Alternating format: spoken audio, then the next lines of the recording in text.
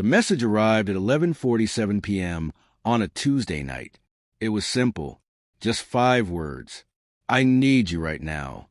And with those 5 words, a 58-year-old mechanic from the outskirts of Cleveland would begin hemorrhaging his life savings into a void. He thought he was in love. He thought he'd found a second chance at happiness after years of crushing loneliness. But what he actually found was one of the most sophisticated emotional manipulation operations running on the internet today. This is the story of Harold Peterson, a good man, a proud father, and a heartbroken widower who became the perfect target for predators hiding behind glowing screens. And by the time his family discovered what was happening, the damage was already catastrophic. What I'm about to tell you isn't just unsettling. It's a warning, because this could happen to someone you love. To understand how Harold fell so far, so fast, you need to understand who was before that dating app ever appeared on his phone. For 34 years, Harold Peterson worked as an automotive technician at the same repair shop in Brecksville, Ohio, a quiet suburb about 20 minutes south of Cleveland. He wasn't flashy. He wasn't wealthy.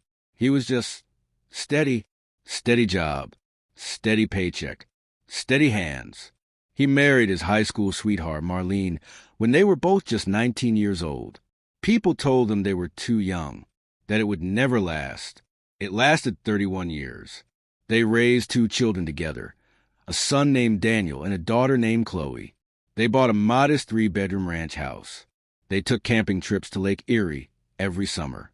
They lived small, but they lived full. And then, 3 years ago, Marlene was diagnosed with pancreatic cancer. She fought for 11 months. She lost. When Marlene died, something inside Harold died with her. The house felt different. The silence was no longer peaceful. It was suffocating. Every corner held memory. Every photograph on the wall became a ghost. Daniel, now 27, had moved to Columbus for work. Chloe, 17 at the time, was busy with her senior year of high school, preparing for college applications, drifting further into her own life. Harold understood. That's what kids do. They grow up, they leave. But understanding it didn't make the emptiness hurt any less. He stopped going to the diner where he and Marlene used to share breakfast on Saturday mornings. He started eating dinner standing at the kitchen counter, staring out the window at the bird feeder she'd hung years ago, the one he couldn't bring himself to take down. His co-workers noticed. They tried to get him to come out for beers. He always declined. "I'm fine," he'd tell them. "Just tired." But Harold Peterson wasn't fine. He was drowning in silence. And one evening, in late September of last year, while scrolling through his phone in the dim glow of his living room, Harold made a decision that would change everything. He downloaded a dating app. Now, before I continue, I need to tell you something. If you're watching this right now and you know someone, a parent, a grandparent, an uncle, a neighbor, who seems lonely, who seems isolated, who might be vulnerable to this exact kind of manipulation, this video might save them. But you won't remember to share it later. You'll get distracted. Something else will grab your attention. Life will move on. So I'm asking you, right now, hit that subscribe button and the notification bell. Because the next story we tell might be the one that protects someone you care about. Don't wait until it's too late to realize you should have paid attention. The app was called LoveLink International. It marketed itself as a premium dating platform connecting Western men with women from Eastern Europe, Ukraine, Russia, Belarus, Moldova. The homepage featured glossy photos of beautiful women smiling warmly at the camera, with taglines like, "Find your soulmate across borders" and "Real connections." Real love. Harold had never used a dating app in his life. The whole concept felt foreign to him. Strange. Almost embarrassing. But he was lonely. And loneliness makes people do things they never thought they would. He created a profile. Uploaded a photo. The one from Daniel's wedding 2 years ago, where he'd worn his nicest suit and Marlene had been standing right beside him, just out of frame. He wrote a simple bio. Widower. Father. Honest man looking for honest connection. And then he started browsing. The first thing Harold noticed was the credit system. You see, LoveLink International didn't work like normal dating apps. You couldn't just message someone freely. Every message you sent, every photo you viewed cost credits, and credits cost real money. $9.99 for 20 credits. $29.99 for 100 credits. $99.99 for 500 credits. Harold hesitated. Something felt off, but then he saw her. Her profile name was Katerina Volkov. She claimed to be 26 years old, a fitness model from Odessa, Ukraine. Her photos were stunning, the kind of photos that belonged in magazines. High cheekbones, porcelain skin, eyes the color of Arctic ice. In her bio, she wrote, "I am looking for serious man. Age is not important. Heart is important. I believe in love that crosses oceans." Harold's finger hovered over the screen. She was beautiful, far too beautiful for a man like him. But there was something in her eyes, something warm, something vulnerable, that made him click send message. He spent 15 credits on his first message to her. "Hello, Katerina. My name is Harold. You seem like a kind person. I hope you don't mind me reaching out." He didn't expect a response. But 12 hours later, he got one.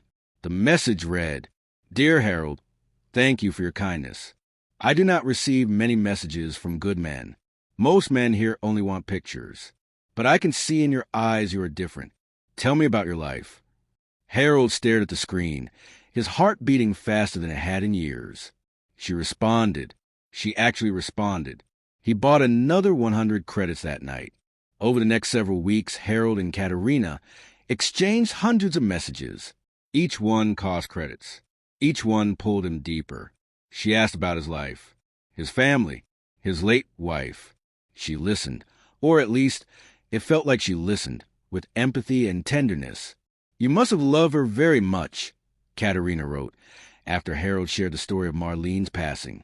"A woman is lucky to be loved like that. I hope someday someone will love me the same way." Harold read that message 5 times. His hands were trembling. But here's what Harold didn't notice, what he couldn't notice, because he was blinded by hope. Katerina never asked to leave the app.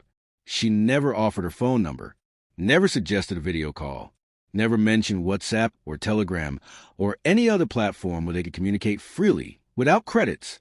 When Harold finally gathered the courage to ask if they could speak on the phone, her response was carefully crafted. "My love, I want this more than anything. But internet in my city is very unstable. Video calls do not work. And I do not have an international phone plan. It is too expensive. But one day soon, when we are together, we will talk every day. I promise." Harold accepted this explanation without question, because he needed it to be true. "Let me ask you something. Are you watching this alone right now? Or is there someone in your life, maybe sitting in another room, maybe living in another city, who might be going through something similar?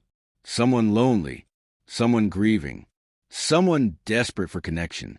Here's the truth that scammers understand better than anyone. Lonely people don't think clearly. They're not stupid. Harold Peterson wasn't stupid. He ran his own diagnostics at the shop. He fixed transmissions and timing belts and electrical systems. He was smart.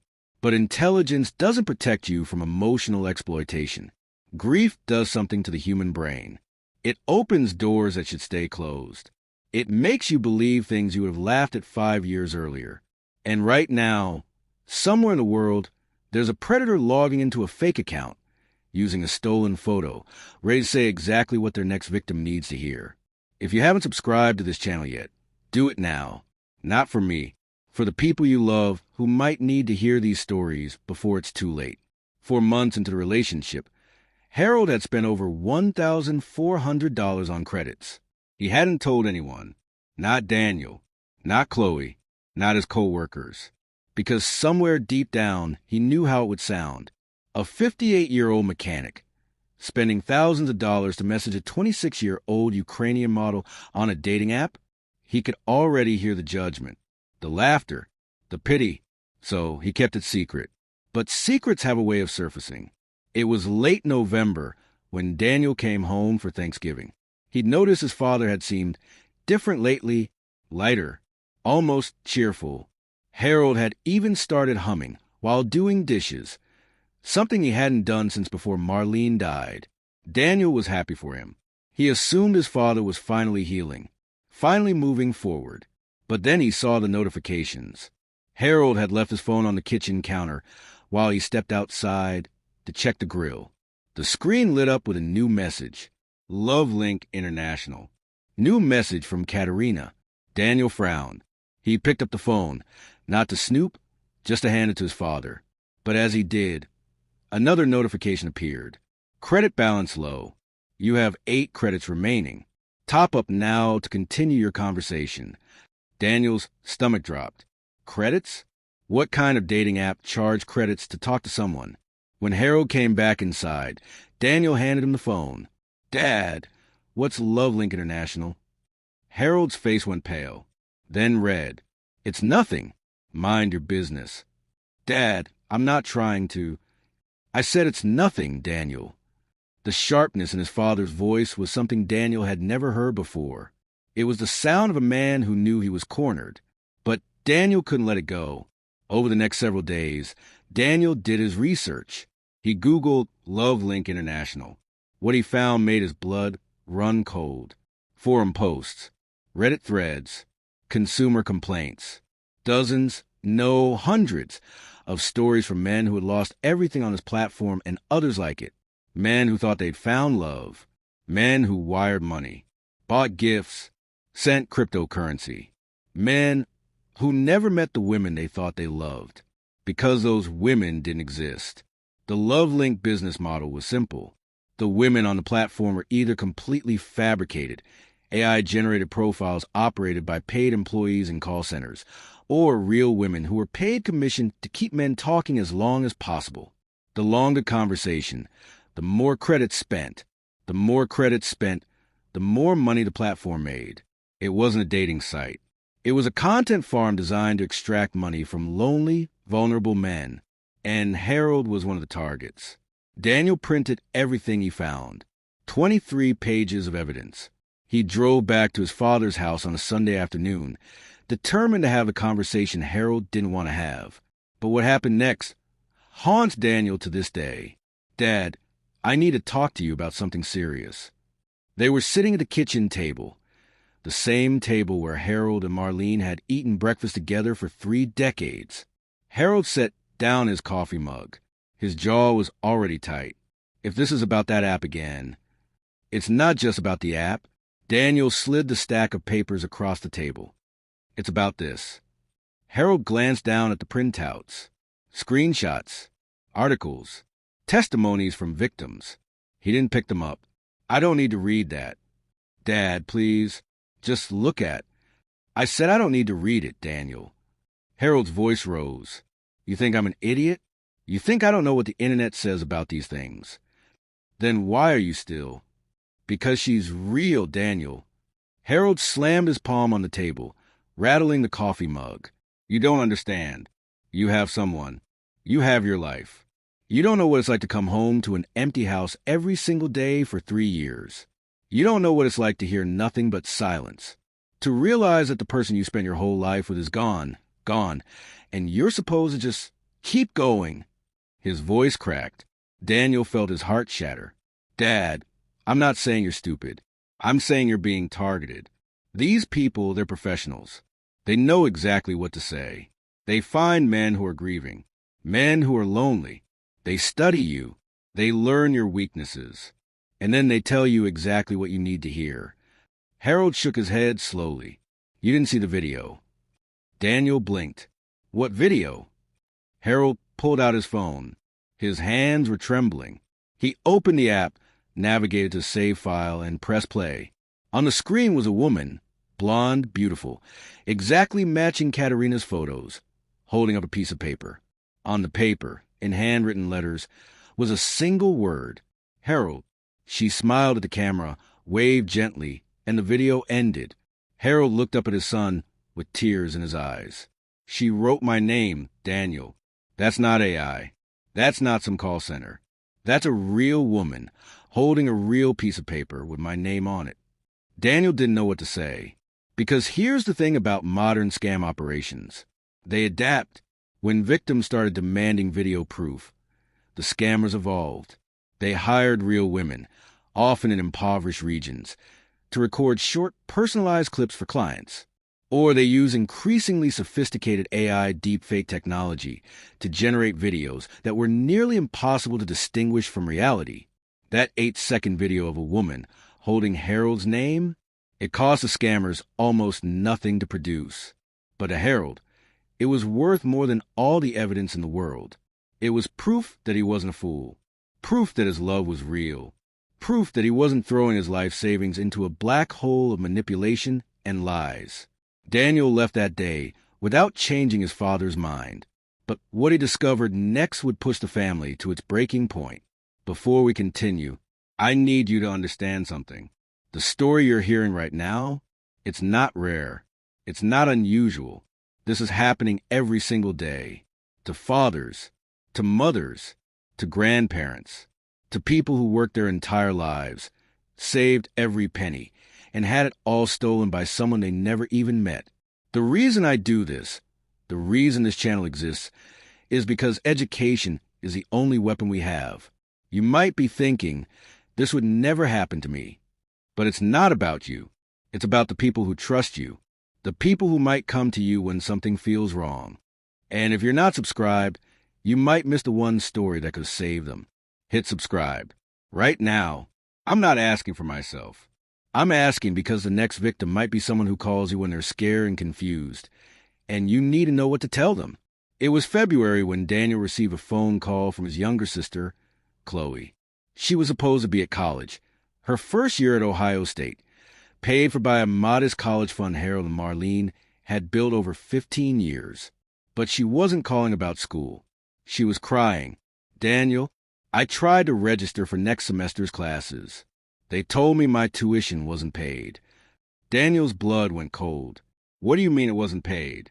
Dad set up the automatic transfers. I called the bank. The account is almost empty, Daniel. There's less than $800 left. Less than $800. There should have been over $27,000. Daniel drove to his father's house that night. This time, he didn't ask politely. He demanded answers. And after 2 hours of arguing, pleading, and nearly breaking down in tears himself, Harold finally admitted the truth. The rings. 3 weeks earlier, Katerina had sent Harold an urgent message. My love, I am so scared. My mother is very sick. She has cancer. She lives in Donetsk region, where there is fighting. The hospitals need money for medicine, but banks do not work there. Internet is very bad. I do not know what to do. Harold was devastated. The woman he loved, the woman who had pulled him out of the darkness, was watching her mother die in a war zone. He asked what he could do. Katerina told him there was only one way. Lovelink has partnership with jewelry company. They can ship rings to Ukraine in 2 days. If you buy rings, I can take them to pawn shop here and get cash for mother's medicine. It is only way. I would never ask, but I am desperate. I love you, Harold. Please help me. Harold didn't hesitate. He logged into the Lovelink website. He bought 2 diamond rings, $2,875 each, $5,750 total. He used the money from Chloe's college fund, and a few days later, Katerina sent him a photo, a woman's hand, holding 2 rings. Thank you, my love. You saved my mother. I will never forget this. We will be together soon. I promise. Harold cried when he saw that photo. He believed, with every fiber of his being, that he had done something beautiful. But there were no rings. There was no mother. There was no Katerina. The jewelry partnership was fake. The 2-day shipping to Ukraine was a lie. The photo of the rings was almost certainly a stock image, cropped and filtered. Harold had wired $5,750 into an offshore account, probably routed to the Philippines or Nigeria or Moldova, and received nothing in return. Nothing except a broken promise and an empty bank account, and his daughter's future. When Daniel finished explaining what had happened, Harold sat in silence for a long time. Then quietly he said, "She said she loved me." Daniel didn't respond. Because what do you say to that? What do you say to a man who spent his entire life working, saving, sacrificing, only to be destroyed by 3 words on a screen? In the end, the family was able to piece together enough for Chloe's next semester of tuition. Daniel dipped into his own savings, and Anne on Marlene's side contributed what she could. Chloe picked up a part-time job on campus. They survived, but the damage went far beyond money. Harold withdrew completely. He stopped going to work, stopped answering calls, stopped eating regular meals. The shame was destroying him. Because here's what people don't understand about romance scam victims. It's not just the financial loss. It's the humiliation of realizing you were chosen, specifically targeted, because you were lonely, because you were grieving, because you were human. It's a betrayal of trust, not just from the scammer, but from yourself. You stop believing in your own judgment. You wonder what else you've been wrong about, what else you've been blind to. Harold had spent his entire life being the protector, the provider, the steady one. And now he felt like a fool, a mark, a victim. It took months of family intervention, gentle, patient, persistent, before Harold agreed to see a therapist who specialized in fraud recovery. It took even longer before he could talk about Katerina without his voice breaking. But slowly, he started to heal, not because he forgot what happened, but because he finally understood that what happened to him wasn't about intelligence or weakness. It was about being human. And predators, the ones who operate platforms like LoveLink, are experts at exploiting humanity. Harold never got his money back. The platform is still operating. The fake profiles are still active. The Katerinas of the world are still typing messages to lonely men in empty houses, harvesting their hope 1 credit at a time. And somewhere, right now, another widower is seeing a beautiful face on his screen and thinking, maybe this time is different. Maybe she's real. Maybe I'm not alone anymore. This is why I need you to stay. This is why I need you to subscribe, to share, to tell the people in your life about what you learned here today. Because Harold's story doesn't have to be someone else's, but only if we talk about it, only if we break the silence. Only if we stop being ashamed to admit that scammers are winning, and that the only way to beat them is to educate everyone we can. If this video moved you, even a little, take 2 seconds right now and hit subscribe. It costs you nothing, but it tells the algorithm to push these stories to more people who need to hear them. Don't let another Harold fall through the cracks. Before we go, I want to leave you with 5 critical lessons from Harold's story. These aren't meant to be preachy. They're meant to be practical. If you remember nothing else from this video, remember these. Lesson 1. If you can't leave the platform, it's not a relationship. It's a transaction. Any legitimate person you meet online will want to move to free communication. WhatsApp, FaceTime, a simple phone call. If someone insists on staying on a platform that charges you money to communicate, ask yourself, asterisk, who benefits from that? Lesson 2. Video and photo proof no longer mean anything. AI-generated images are indistinguishable from real photos. Deepfake videos can be produced in hours. A personalized video of someone holding your name is not proof of identity. It's proof that scammers have adapted to your skepticism. Lesson 3. Emergencies that require unusual payment methods are almost always scams. If someone asks you to buy gift cards, cryptocurrency, jewelry, or anything else as a way to get around banking restrictions, stop. This is the #1 tactic used in romance scams. Legitimate financial emergencies are solved through legitimate financial institutions. Lesson 4. Shame keeps victims silent, and silence helps scammers.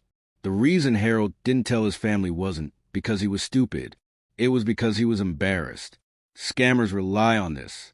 They know their victims won't speak up until it's too late. If someone you love is being secretive about an online relationship, approach them with compassion, not judgment. Lesson 5. Loneliness is a vulnerability, not a weakness. We don't shame people for being hungry. We shouldn't shame people for being lonely. But we should recognize that loneliness makes people susceptible to exploitation. Check in on the isolated people in your life, not with suspicion, but with presence. Harold Peterson didn't set out to be a victim. He set out to be loved. And in a world where genuine connection is harder to find than ever, that desire, the simple human desire to not be alone, was weaponized against him. The people who run these platforms don't care about Harold. They don't care about his grief. They don't care that he spent 34 years building a life with a woman he adored, or that he watched her waste away from cancer, or that he stood at her grave every Sunday for a year, because he didn't know where else to go. They only care about the credits. They only care about the money. And until we as a society take romance scams as seriously as we take other forms of fraud, they'll keep winning. If you're still here, thank you. Thank you for caring enough to listen. Thank you for being the kind of person who wants to protect the people they love. And if you haven't subscribed yet, I'll ask one final time. Do it for Harold. Do it for the thousands of people who are right now, at this very moment, falling in love with someone who doesn't exist. Do it because education is the only thing standing between your family and a predator with a fake profile and an internet connection. Hit subscribe, turn on notifications, and share this video with someone who needs to see it. Because the next victim might be someone you know. And by then, it might already be too late. This has been Online Scam Stories. Stay alert, stay protected, and we'll see you in the next one.